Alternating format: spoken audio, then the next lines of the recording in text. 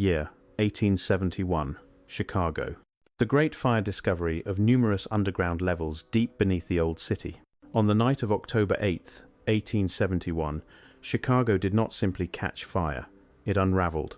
The flames moved without urgency, yet without mercy, passing from wooden storefronts to warehouses, from narrow residential streets to the dense commercial heart of a city that had grown faster than its own foundations could bear. The air filled with heat and ash, and the ground itself seemed to glow as entire blocks collapsed inward. By morning, the skyline had been erased. What remained was not a city, but an exposed surface, charred, uneven, stripped of everything that once concealed it. In the days that followed, as the smoke thinned and the work of clearing began, Chicago was opened not only across its streets, but downward, into the ground it had long rested upon. Rubble was removed, timbers were dragged aside, and what had once been hidden beneath storefronts and homes came into view. Foundations appeared where buildings had stood, but they did not end where expectations suggested they should. Below the familiar outlines of 19th century construction, deeper spaces began to surface, spaces that were not merely shallow footings or simple storage pits, but substantial voids extending well below the level of the burned city. Workers clearing debris encountered walls that did not crumble under touch. Stone replaced timber. Courses of masonry appeared intact, ordered, deliberate. In some locations, stairways descended further than planned, leading into rooms that had not been mentioned in the records of the structures that once stood above them. These were not spaces filled with ash and collapse. Some were clean, preserved by the very weight that had sealed them off. The fire had not destroyed them, it had uncovered them. Initial reports spoke cautiously. The language was practical, unadorned. Cellars were deeper than expected. Basements appeared beneath basements. In places, what had been assumed to be ground level revealed itself as an upper layer resting on something older, heavier, and more permanent. Stone walls ran straight and level, not improvised, not fractured. Their geometry suggested planning rather than accident. Their depth suggested a city layered atop another arrangement of space. At first, these findings were treated as inconveniences, obstacles to be cleared so rebuilding could proceed. Chicago was in a hurry. Tens of thousands were displaced.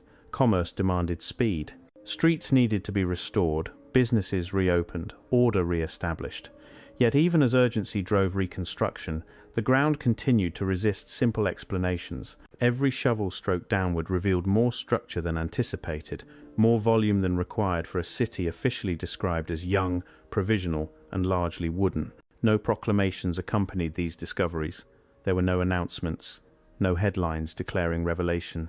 The observations remained local, embedded in the practical notes of engineers and labourers tasked with clearing and levelling. Still, the question lingered quietly beneath the noise of rebuilding, unspoken yet persistent, embedded in the stone itself. If Chicago was a city barely a few decades old, expanding rapidly across marshland and prairie, why did its underlayers speak a different architectural language? And if these spaces were not built for the city that burned above them, then for whom or for what had they originally been made? The fire had erased Chicago's surface, but in doing so, it revealed a depth that did not fit neatly into the story the city told about itself. By the middle of the 19th century, Chicago stood as one of America's fastest-growing cities, a commercial hub positioned at the intersection of railways, waterways, and expanding national markets. Its rise was recent and dramatic. In the span of only a few decades, a modest settlement had transformed into a dense urban centre fueled by trade,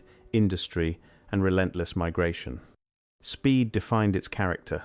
Buildings went up quickly, often with limited concern for durability, as demand for space outpaced long-term planning. Wood, abundant and inexpensive, became the dominant construction material, shaping both the skyline and the risks embedded within it. This context framed the conditions leading up to the Great Fire of 1871.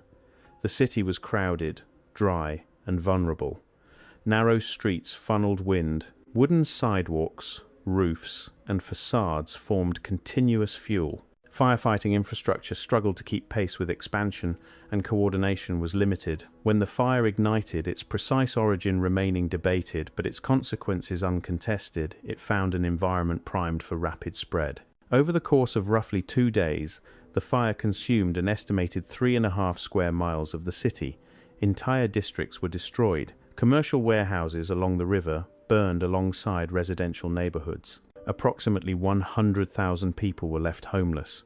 The economic loss was unprecedented for an American city at that time. Yet, despite the scale of devastation, the narrative that followed emphasized resilience rather than rupture. Chicago was portrayed not as a city undone, but as a city tested and reborn. In the immediate aftermath, municipal authorities and business leaders focused on recovery.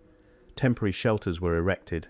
Aid arrived from other cities. Plans were drafted not merely to restore what had been lost, but to improve upon it.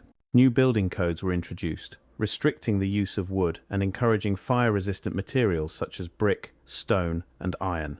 Streets were widened. Infrastructure was modernized. Engineers and architects were brought into positions of greater influence, tasked with reshaping Chicago into a safer, more orderly metropolis. Historical accounts of this period emphasize efficiency and ambition. The fire, while catastrophic, is framed as a turning point that accelerated Chicago's transition into a modern industrial city. Within a few years, construction surged.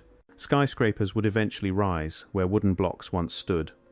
The narrative celebrates adaptation, technological progress, and administrative resolve. Within this framework, the ground beneath the city is treated as neutral, a foundation to be reinforced, leveled, and built upon anew. Basements and cellars are mentioned primarily in relation to fire damage and rebuilding logistics. They appear as functional spaces associated with storage, heating, or utilities, proportionate to the needs of the buildings above them. The focus remains firmly on what was lost and what replaced it, rather than on what lay beneath. Engineering reports from the Reconstruction period describe the challenges of debris removal, soil stability, and drainage. They document the need to raise street levels in flood-prone areas and to install improved sewer systems. These efforts are presented as innovations responding to urban growth and environmental conditions, not as encounters with unexpected remnants of prior construction. In this official telling, Chicago's past is linear and compressed.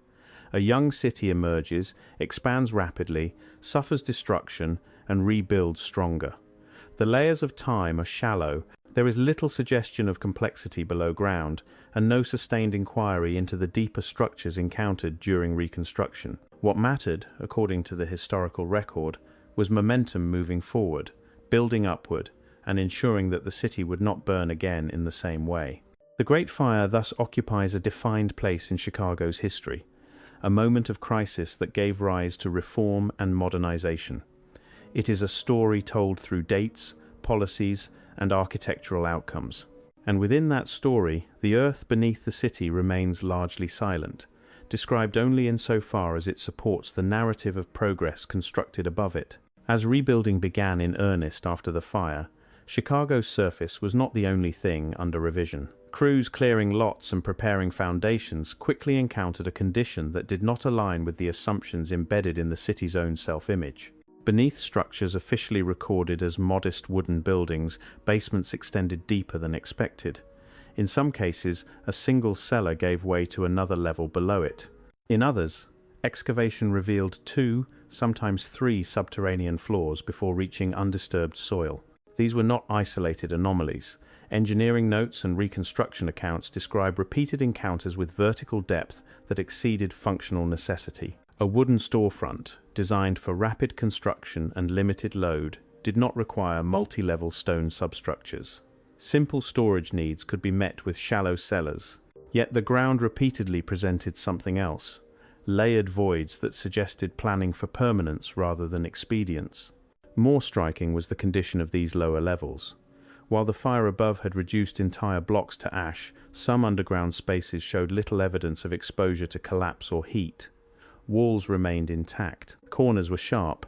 In certain locations, floors were clear enough to be walked upon without the need for immediate reinforcement. The absence of ash in these deeper chambers stood in contrast to expectations. Fire consumes downward when structures fail, carrying debris with it. But here, the debris stopped. This discrepancy was not dramatic enough to halt reconstruction.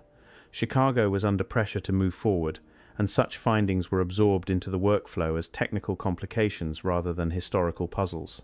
Yet, when considered collectively, they introduced a quiet inconsistency. The official narrative described a city less than half a century old, built quickly across wetlands and prairie, dominated by timber and improvisation. The physical record beneath contradicted that simplicity. Depth implies time. Excavation is labor. Multi-level stone basements require foresight, resources, and a reason to build downward rather than outward. None of these fit comfortably within the established account of early Chicago as a frontier boomtown. The city's rapid growth explained its vulnerability to fire, but it did not easily explain the presence of extensive, well-preserved underground volumes. No documents from the period explicitly addressed this mismatch. Reports did not deny the depth, they merely recorded it as encountered. The language remained practical, devoid of interpretation. Basements were described as obstacles to be filled, reinforced, or incorporated into new designs. The emphasis remained on surface restoration, streets, buildings, commerce, rather than on understanding the subterranean conditions being uncovered. Still, the question persisted, unvoiced but unavoidable. If Chicago was, by historical consensus, a young city, then why did parts of its underground suggest a longer architectural memory? Why did the foundations reach deeper than the structures they were said to support?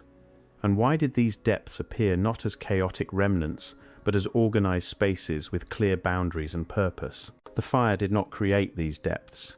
It merely removed the layers that had concealed them. Once attention shifted from how deep these spaces extended to how they were constructed, the character of Chicago's underground became harder to dismiss as incidental.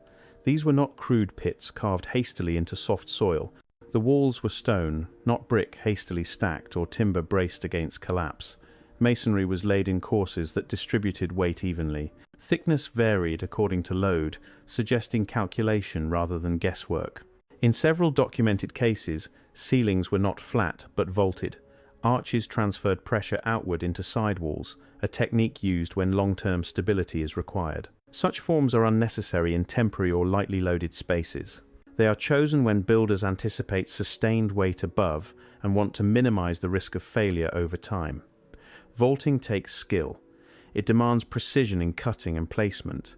It also implies confidence that the structure will remain relevant long enough to justify the effort. Stone stairways further complicated the picture. These were not narrow ladders or makeshift steps typical of simple cellars.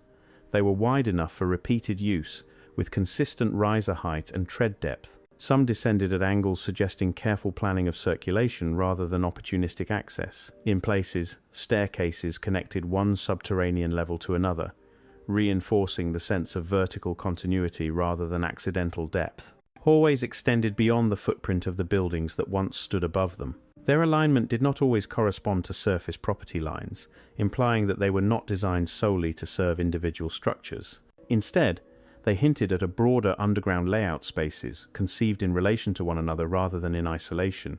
This was architecture, not excavation. When compared with typical basements of the period, the contrast becomes clearer. Most 19th century residential cellars were shallow, intended for storage of fuel or perishables. They relied on simple construction methods and were rarely built with stone unless required by local geology. Commercial warehouses used deeper foundations but prioritized speed and cost efficiency. Vaulted ceilings and thick masonry were reserved for institutions expected to endure. Banks, fortifications, or infrastructure meant to outlast generations. Chicago's underground spaces did not fit neatly into any of these categories. They were too substantial for a city supposedly improvising its growth, yet they were encountered beneath areas that had no documented history of monumental construction. Their presence suggested an approach to building that anticipated longevity in a city officially described as provisional. No contemporary account offered a clear explanation for this architecture. Reconstruction records acknowledged the existence of these structures but did not explore their origins. Engineers treated them as inherited conditions, features of the ground to be managed rather than understood. New buildings were adapted to them, streets were raised above them, and the city moved on. But architecture does not emerge without intention. Stone walls, vaulted ceilings, and organized circulation reflect decisions made long before the fire exposed them. They speak quietly, not of catastrophe, but of planning. And they raise a question that remains unresolved, embedded beneath the rebuilt city. If these underground structures were not temporary solutions, then what enduring purpose were they originally meant to serve? As reconstruction continued and records accumulated, it became increasingly difficult to treat Chicago's deep underground spaces as isolated irregularities. Reports did not originate from a single neighborhood, nor were they confined to the commercial core alone. Similar conditions appeared across multiple districts near former residential blocks, along warehouse zones, and in areas that had not been considered architecturally exceptional before the fire. The pattern, once noticed, repeated itself often enough to suggest system rather than coincidence. In some locations, excavation revealed lower levels, extending beneath what would later become newly elevated streets. These spaces did not merely sit below the original ground level, they were sealed beneath layers of fill added during post-fire urban modifications. What had once been accessible became buried by design, doorways turned into walls, windows aligned with nothing but compacted earth. The city did not erase these spaces, it built over them. This phenomenon was not unique to a single rebuilding project. As Chicago expanded outward and upward in the decades following the fire, engineers repeatedly encountered remnants of structures that now existed below the functional city. Some were incorporated into new foundations, others were abandoned and filled. Their original entrances disappeared as street grades rose. Over time, what had once been ground-level architecture became subterranean by administrative decision rather than natural collapse. The term buried buildings later emerged to describe this condition, though the phrase simplifies a more complex process. These were not buildings swallowed suddenly by disaster. They were structures rendered obsolete by changing urban priorities and then covered deliberately. Streets were raised to improve drainage. New infrastructure demanded uniform elevation. Rather than demolish everything to bedrock, the city chose to add layers, placing a new Chicago atop the old. What complicates this explanation is the consistency of depth encountered across unrelated sites. The buried spaces did not vary randomly in form or construction quality. Many shared similar masonry techniques, wall thicknesses, and spatial organization. This suggested not just repetition of rebuilding strategies, but inheritance of something already present at scale. The underground was not a patchwork of accidental leftovers. It resembled a continuous condition encountered wherever excavation went far enough. Maps of the rebuilt city offer limited insight here. Surface plans were redrawn to reflect new streets and property lines, but few records attempted to chart what lay beneath. The underground remained fragmented in documentation, described only in relation to specific projects. Yet taken together, these fragments form a picture of widespread subterranean volume that cannot be reduced to a single cause or moment. The scale matters because scale implies coordination. A solitary deep cellar can be explained as excess. Dozens across a city suggest pattern. Chicago's underground was not simply deep in places. It was deep in many places, across functions and neighborhoods.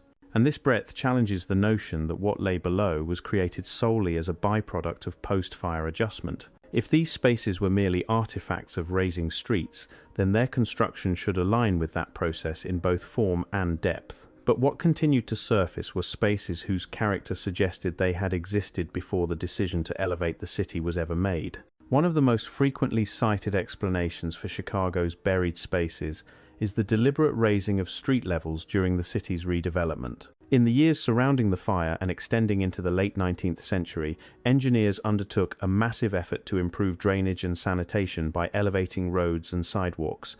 Entire blocks were lifted. Buildings were jacked up on screw systems while new foundations were laid beneath them. It was an ambitious project, often cited as evidence of Chicago's ingenuity and resolve. This process undeniably transformed the city.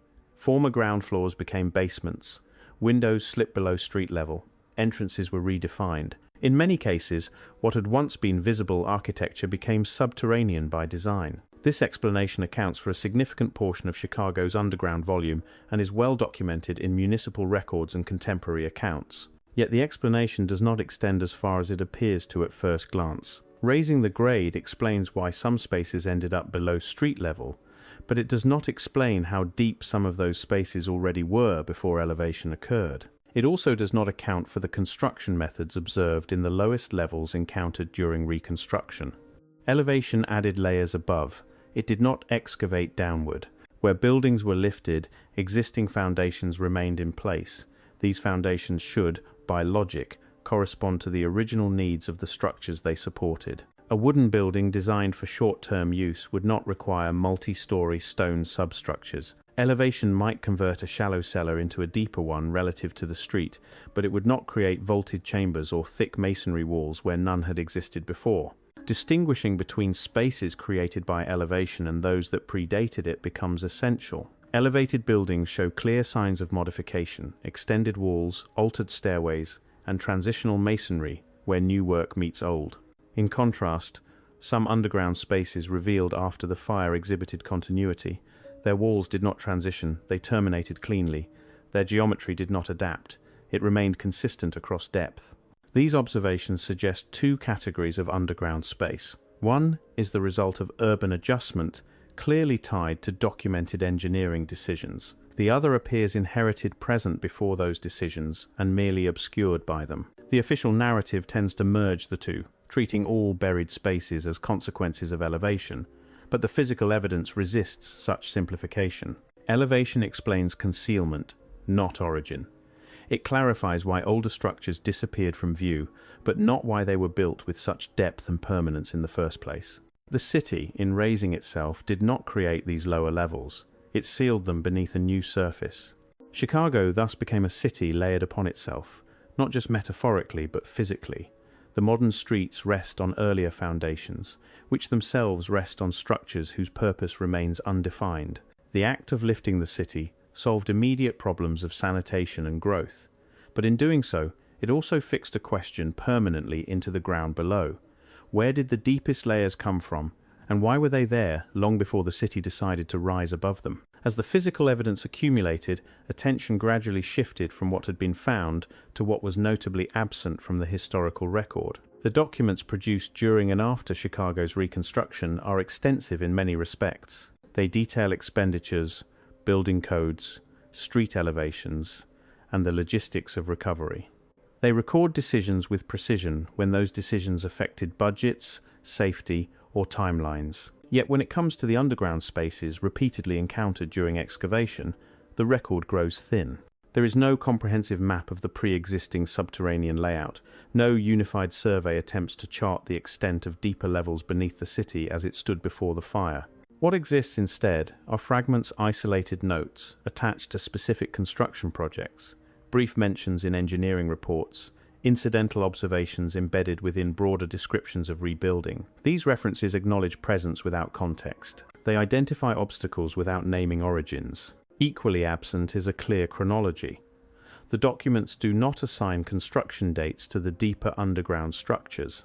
There are no permits, no contracts, no lists of materials delivered for multi-level stone basements corresponding to the period when Chicago was officially forming. The underground appears in the record as something already there, encountered rather than planned. Its age is neither specified nor investigated. Most notably, there is no functional description. The records do not explain what these spaces were originally designed to do.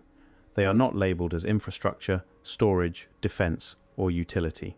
They are not described as experimental or provisional. Their purpose is left undefined, treated as irrelevant to the immediate task of rebuilding the surface city. This absence is not framed as a mystery within the documents themselves.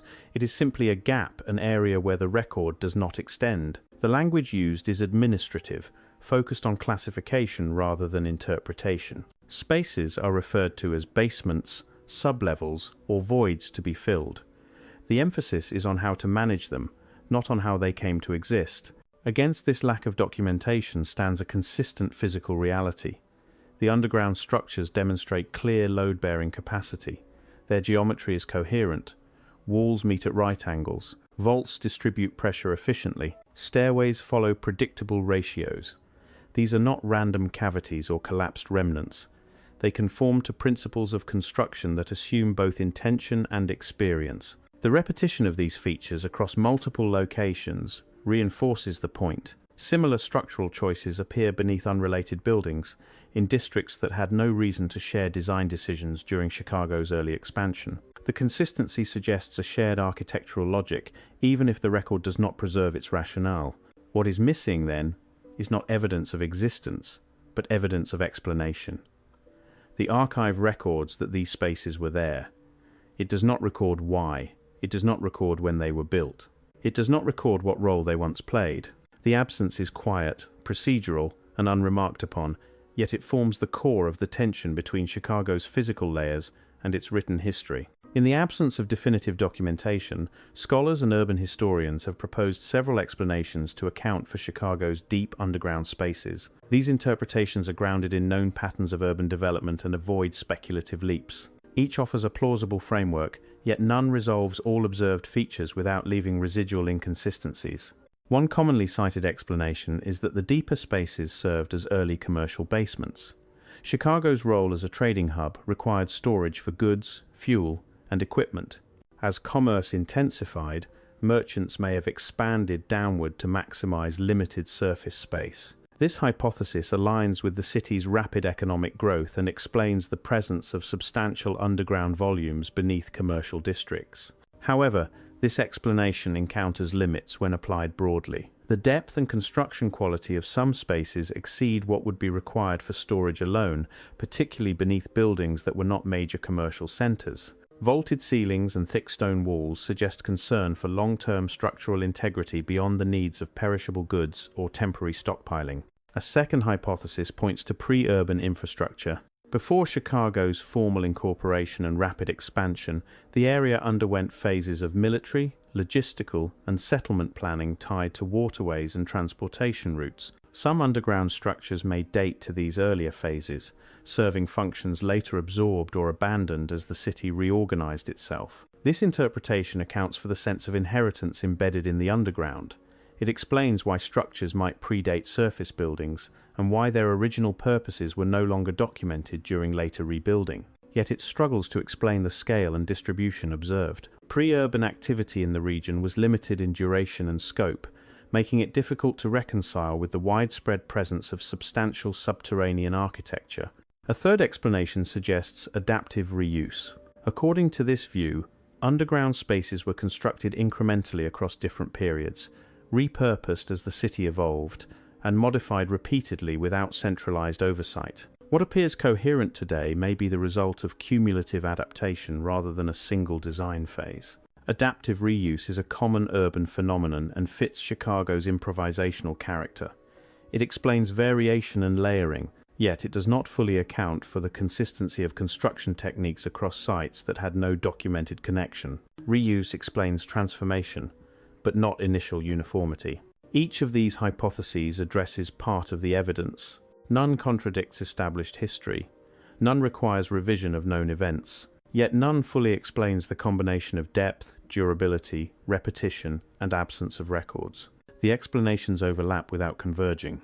Importantly, academic literature rarely treats this gap as a problem demanding resolution. The underground is often approached as a secondary feature, subordinate to narratives of growth, industry, and architectural innovation above ground.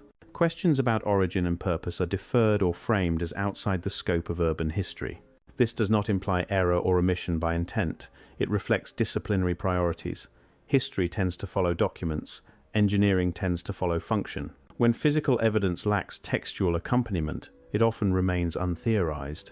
The result is a space between explanations, a zone where material reality is acknowledged but not fully integrated into the story of the city. Chicago's underground persists within that zone, neither denied nor fully explained, present in stone and geometry but absent from definitive interpretation. The question does not disappear because it lacks evidence.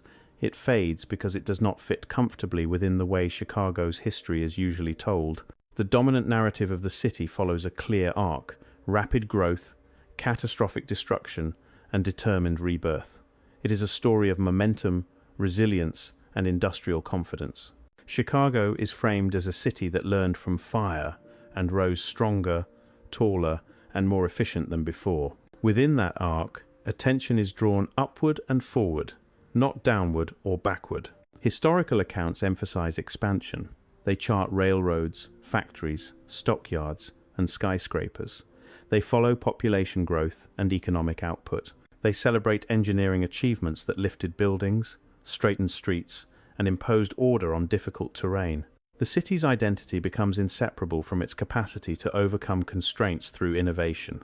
In such a framework, The ground beneath the city is treated as a technical problem solved, not as a historical subject to be examined. This emphasis shapes what questions are considered relevant. When history is organized around progress, anomalies that do not advance that story tend to recede. Subterranean layers are acknowledged only when they interfere with development. Once managed, filled, reinforced, or built over, they cease to demand attention. Their origins become secondary to their function in the present. Urban history also privileges visibility. What can be seen, photographed, and monumentalized carries narrative weight. Streets, towers, and public buildings offer clear symbols of change. Underground spaces do not. They resist easy representation and complicate linear timelines. They suggest accumulation rather than replacement, continuity rather than rupture. For a city defined by reinvention, such implications are awkward. There is also a disciplinary divide. Engineers document what they must alter. Historians document what is named and dated. When structures exist without clear attribution, they fall between categories. They are not ruins in the classical sense, nor are they modern infrastructure with traceable origins. As a result, they remain marginal, acknowledged but untheorized. The metaphor of Chicago as a phoenix city reinforces this tendency. The fire becomes a cleansing event, a reset that justifies a fresh beginning. What came before is simplified, compressed, or treated as prelude. The narrative does not require depth, it requires contrast. Ash and steel, wood and stone, chaos and order. In this telling, the city's past is something to rise above, not to excavate. Yet beneath this narrative lies a material reality that does not conform to the metaphor. Layers remain, structures persist. They do not contradict the story outright, but they complicate it. Asking sustained questions about them would shift focus from triumph to continuity, from rebirth to inheritance. It would require acknowledging that Chicago did not simply replace itself after the fire, but absorbed and concealed parts of what already existed. The rarity of the question, then, reflects not a lack of curiosity, but a preference for stories that move cleanly forward. The underground does not do that. It stays where it is. Modern Chicago stands as a city of clarity on the surface. Streets follow grids, towers mark financial districts. Infrastructure hums beneath traffic, largely invisible yet carefully regulated. To move through the city today is to encounter confidence in planning and scale. The past appears orderly, segmented into eras defined by architectural styles and economic phases. And yet, beneath that surface, much remains unchanged. Older foundations still bear weight, stone walls still hold, stairways still descend into spaces that no longer open onto daylight. In some places, entire rooms remain sealed, their original entrances erased by raised streets and new construction.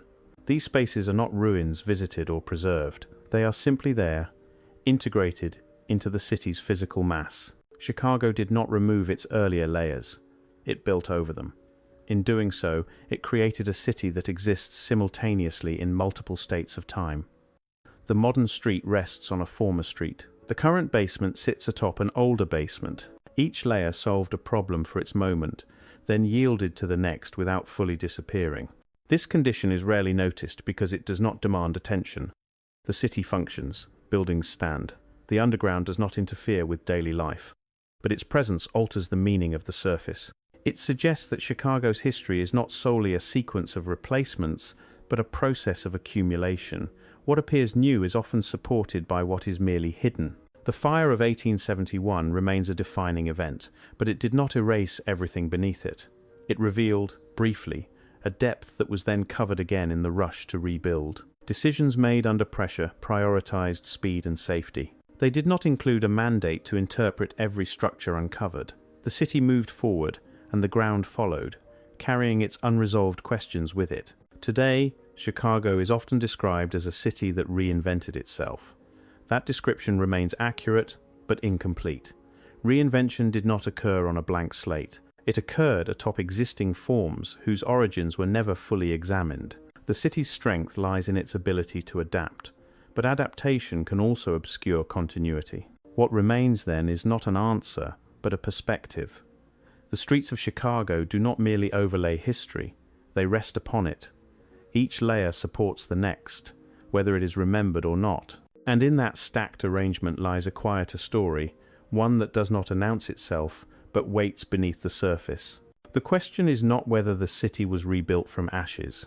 That much is clear. The question is whether we are walking through a place that began anew, or through a place that chose to rise while leaving parts of its earlier self intact, unnamed, and unexplored beneath our feet.